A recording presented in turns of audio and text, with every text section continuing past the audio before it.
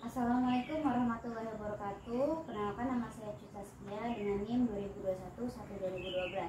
Di sini saya akan menjelaskan alur proses pada PT Agro Indonesia Kalimantan, tepatnya pada PMKS Terawan Mil.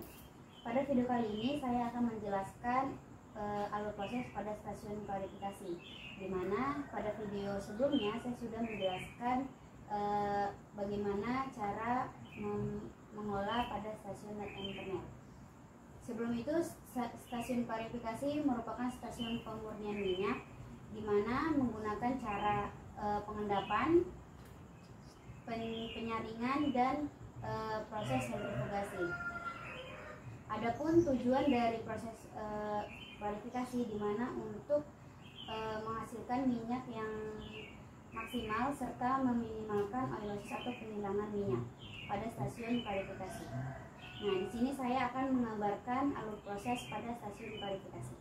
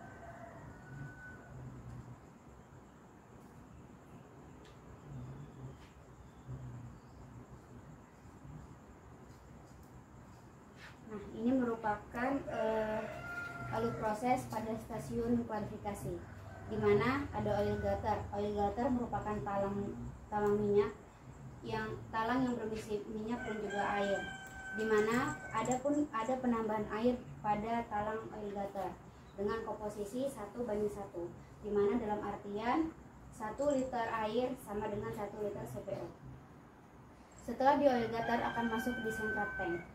Nah, di central tank merupakan tabung berbentuk silinder dengan metode pengendapan, di mana pemisahan minyak dengan slat dengan cara pengendapan. Nah, di central tank ini juga sudah dimodifikasi dengan adanya auto drain valve, di mana di sini valve drain akan terbuka otomatis setiap 1 jam sekali selama 6 detik untuk mengeluarkan slat yang ada pada central tank. Setelah masuk di central tank akan masuk ke vibrating screen. Nah, di vibrating screen ini pemisahan slat dengan minyak dengan menggunakan metode penyaring dan getaran, di mana pada vibrating ini menggunakan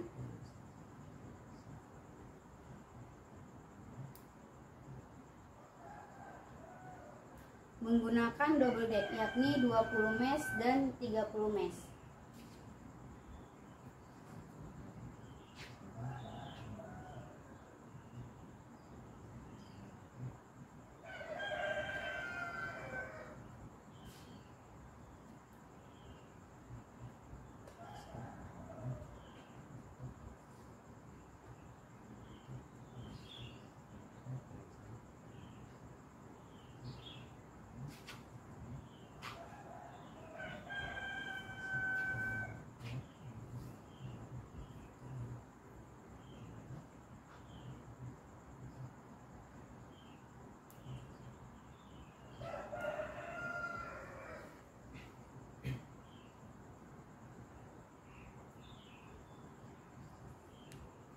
Ini merupakan sketsa pada vibrating screen, di mana terdapat 20 mesh, yakni adanya 1 inci persegi itu terdapat 20 lubang. Nah, di sini akan tersaring antara sludge dengan minyak. Nah, sludge akan kembali lagi ke digester dengan melalui bottom cross conveyor, lalu naik menggunakan fluid elevator dan akan diolah kembali di digester.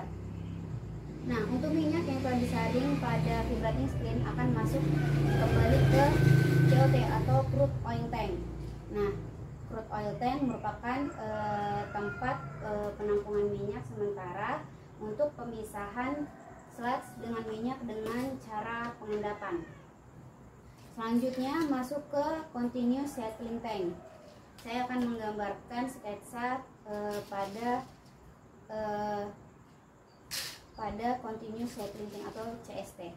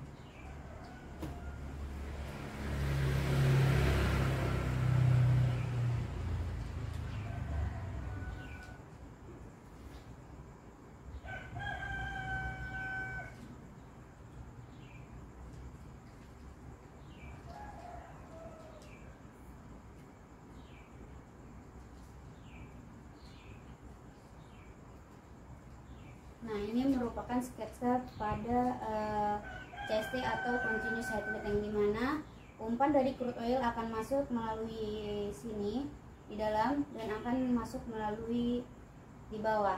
Nah, minyak di sini akan terjadi proses pengendapan dengan dilengkapi dengan oil skimmer atau tempat untuk pengutipan minyak.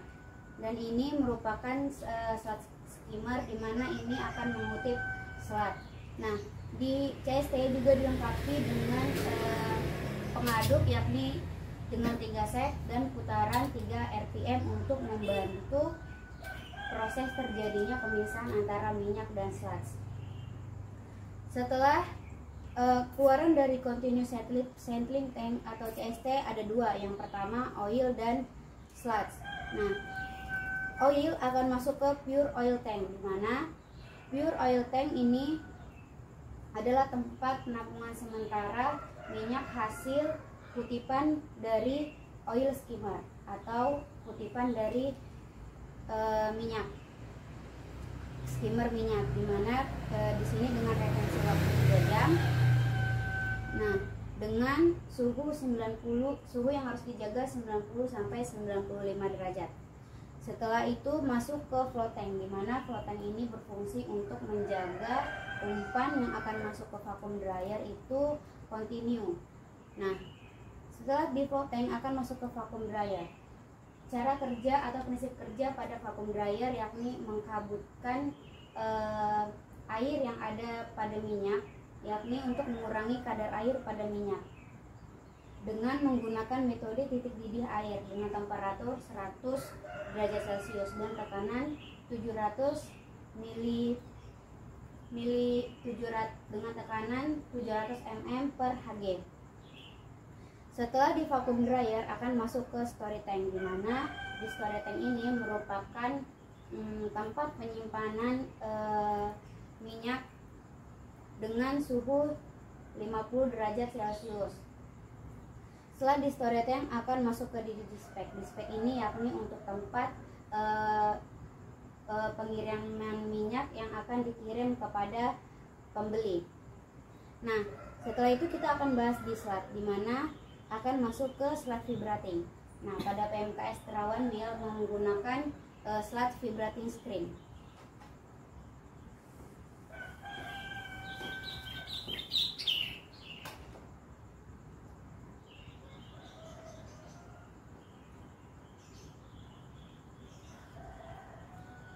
Setelah masuk ke slat vibrating screen, sama kinerjanya dengan vibrating screen yang pada keluaran setelah central tank. Nah, setelah masuk ke slat vibrating screen akan masuk ke slat tank. Di sini juga akan dilakukan pengendapan pada slat untuk mengutip minyak yang masih terkandung di dalam slat. Setelah itu masuk ke buffer tank, di mana buffer tank ini fungsinya sama dengan float tank untuk menjaga kontinuitas pada mesin selanjutnya, yaitu slat separator atau slat centrifuge. Nah, di slat centrifuge ini tujuannya untuk mengutip kembali minyak yang masih terikut di dalam slat dengan metode putaran atau sentrifugasi. Keluaran dari slat centrifuge ada dua, atau outputnya ada dua.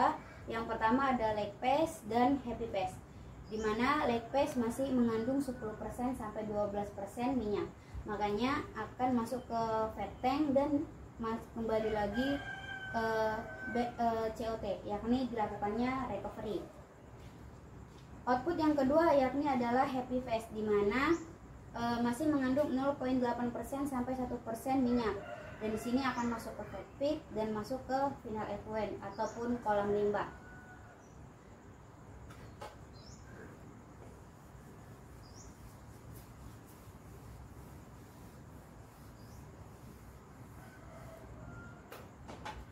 Adapun parameter keberhasilan dari stasiun klarifikasi ini yakni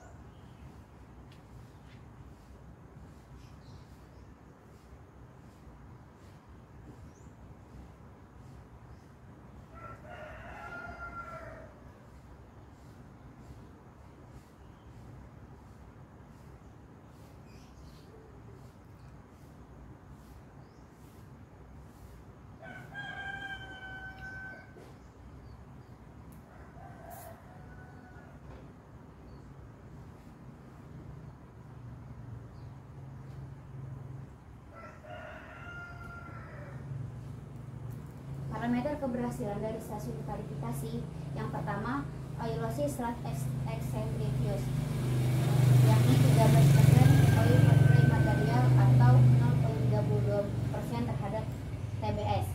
Yang kedua, oilosis final effluent, yakni 17% oil per dry material atau 0,42% to TBS. Yang ketiga ada underflow, yakni 8% oil per wet meter. Dan ada pula mutu dari minyak pabrik kelapa sawit Terawan Mill, yakni rendemennya 20%, moist 0,25%, dirt ataupun kotoran 0,02%, FFA 3,50%, dan total oil loss 1,3%.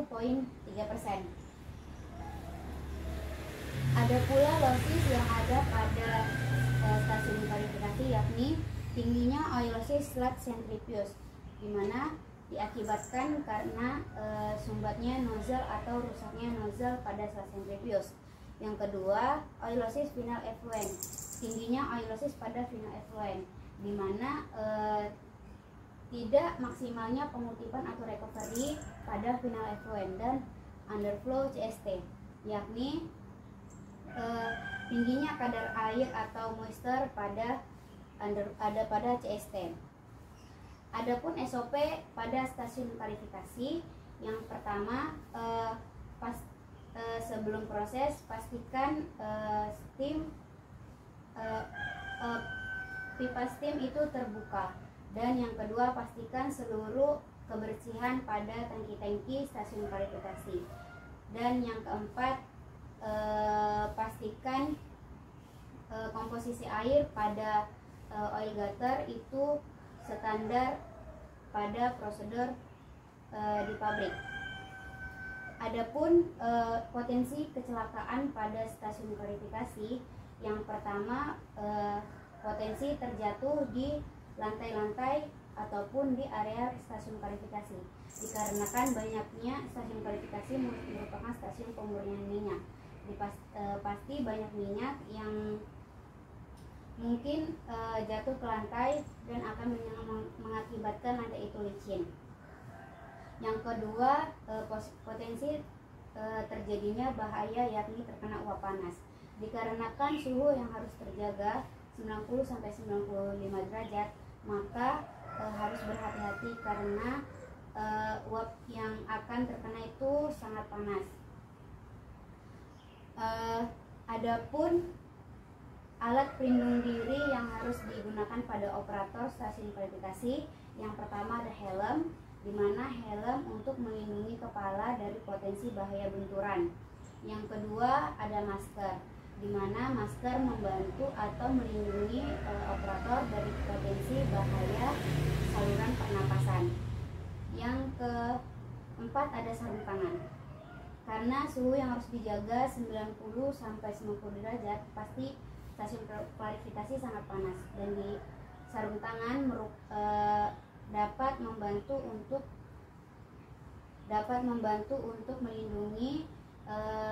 tangan dari operator oil room atau stasiun klarifikasi. Yang keempat ada sepatu safety, di mana untuk mengurangi potensi bahaya dari licin yang agar operator klarifikasi tidak terjatuh atau terpeleset. Adapun troubleshooting dari stasiun klarifikasi, yang pertama, oil loss pada slat centrifuge itu tinggi, dikarenakan nozzle yang telah haus, dan tindakan yang harus dilakukan adalah pengganti nozzle. Yang kedua, standar moisture atau kadar air tinggi, dipastikan tindakan yang harus dilakukan yakni suhu harus terjaga pada tangki-tangki klarifikasi, yakni 90-95 derajat Celcius.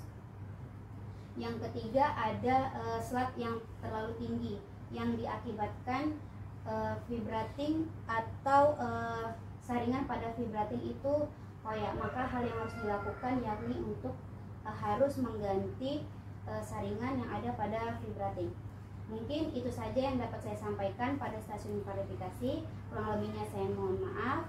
Wassalamualaikum warahmatullahi wabarakatuh.